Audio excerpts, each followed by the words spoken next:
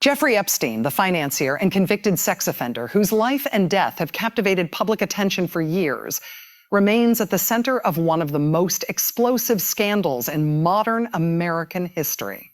His story is one of wealth, power, influence, and unimaginable abuse, involving a network that allegedly ensnared underage girls in a web of sexual exploitation. The so-called Epstein files refer to a vast collection of court documents, grand jury materials, emails, flight logs, photographs, and other records that have been gradually unsealed over the past few years, shedding light on his operations and connections to prominent figures. These files stem from multiple investigations, lawsuits, and congressional inquiries, revealing not only the extent of Epstein's crimes, but also raising questions about accountability among the elite.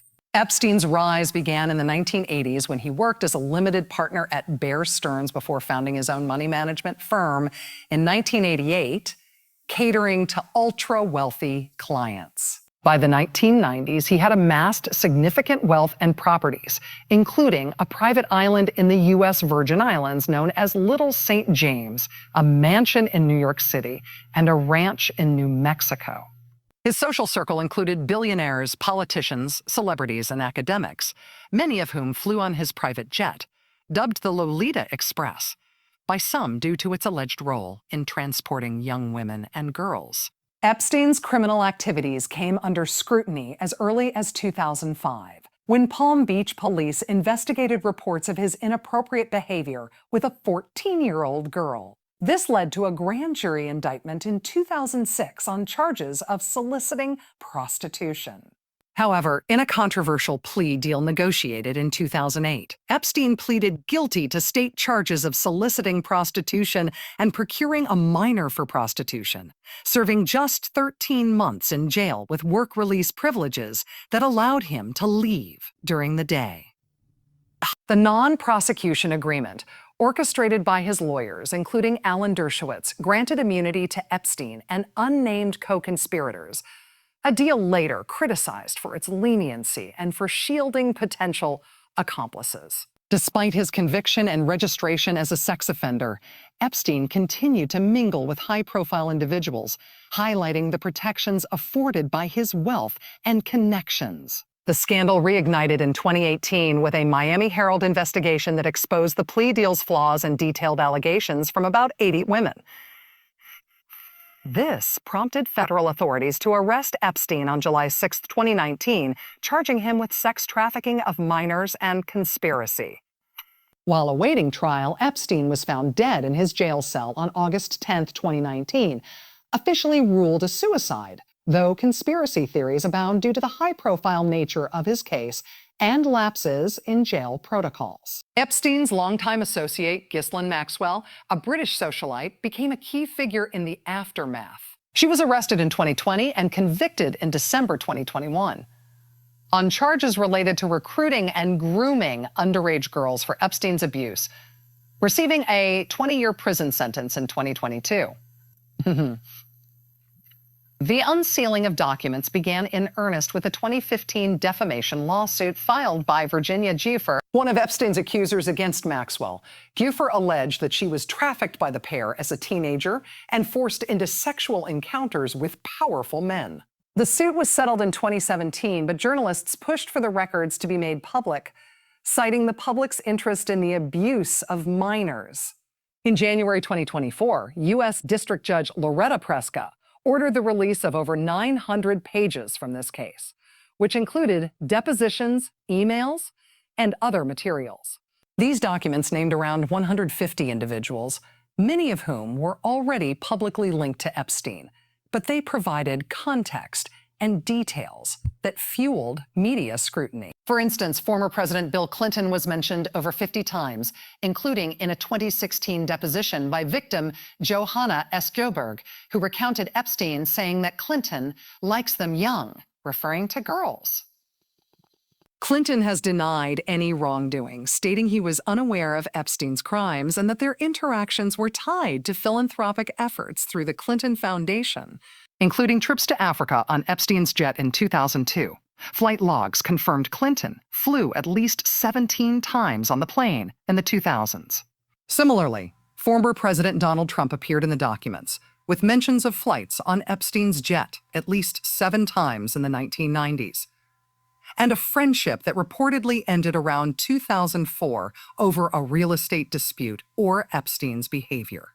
Trump once called Epstein a terrific guy in a 2002 interview, but later distanced himself, claiming no contact for 15 years.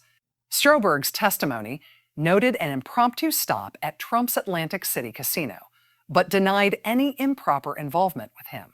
And Britain's Prince Andrew was referenced extensively, with Jeffery accusing him of raping her as a teenager. They settled a lawsuit in 2022, after which Andrew lost his military titles and public roles.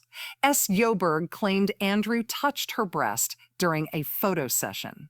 Other names included billionaire Leslie Wexner, whose wealth Epstein managed until 2007, hedge fund manager Glenn Dubin, accused by Jeffery of receiving sexual massages from her, and French modeling agent Jean-Luc Brunel, who allegedly scouted girls for Epstein and died by suicide in 2022 while facing rape charges. Celebrities like Michael Jackson, whom Stroberg met at Epstein's home, and magicians David Copperfield and Leonardo DiCaprio were mentioned in passing, often denying any knowledge or involvement in illicit activities.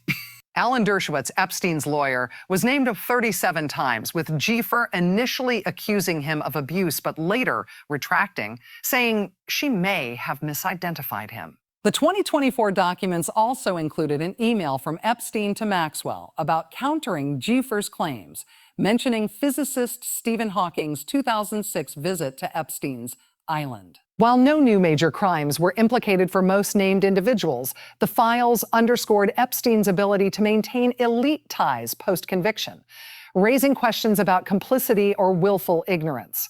The unsealing process accelerated in 2025 amid political pressures. And in June 2024, during his campaign, Trump pledged to release the files if elected.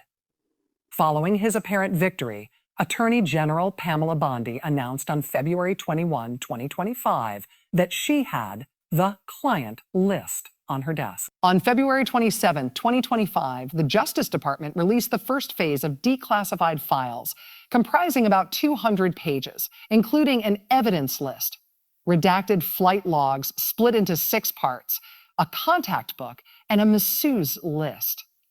These documents detailed Epstein's exploitation of over 250 underage girls at his properties.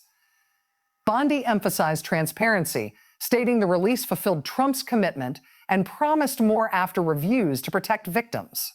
She also demanded additional undisclosed pages from the FBI and tasked Director Kash Patel with investigating potential cover-ups. In May 2025, Bondi informed Trump his name appeared in unreleased files, which he denied.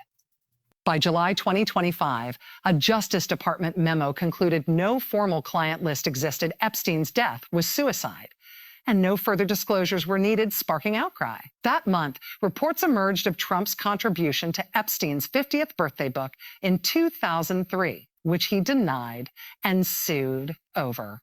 The House Oversight Committee became a focal point in November 2025, releasing over 23,000 pages from Epstein's estate, including emails and photos.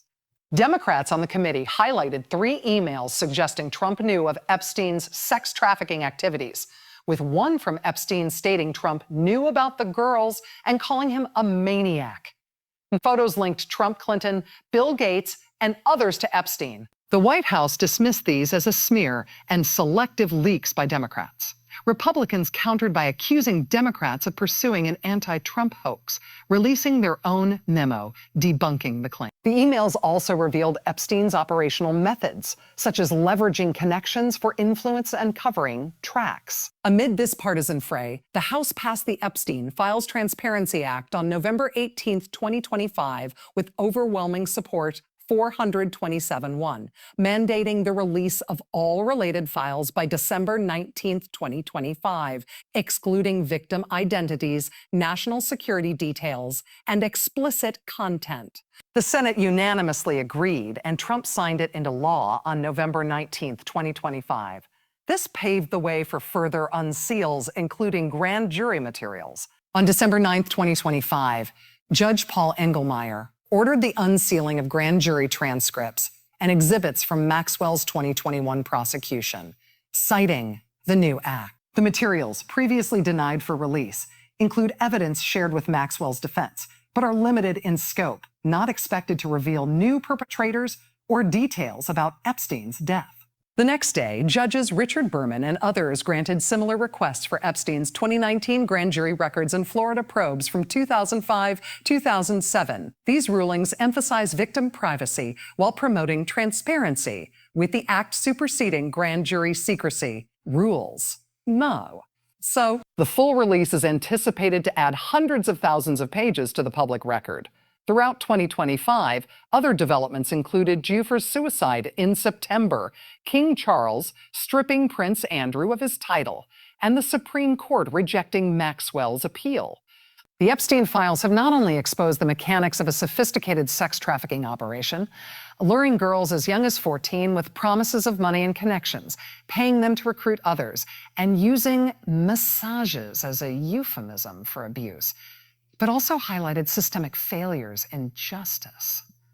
From the 2008 plea deal to alleged FBI mishandling of documents. While many named figures deny wrongdoing and emphasize that mere association does not imply complicity, the ongoing releases continue to fuel debates about power, privilege, and the pursuit of truth in the face of political division. As more documents emerge, the full picture of Epstein's network may finally come into focus, offering closure to victims and accountability to society.